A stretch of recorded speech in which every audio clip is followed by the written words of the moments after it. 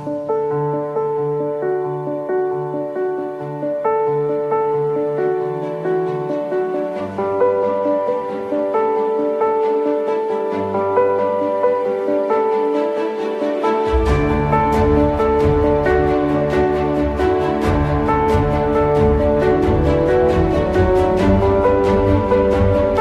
kegiatan konsultasi publik mengenai pembangunan pasar modern di Kabupaten Aceh Tengah, diharapkan dapat menghasilkan keputusan yang bisa memacu perekonomian dan merangsang daya beli masyarakat, juga berpotensi menjadi sumber pendapatan asli daerah.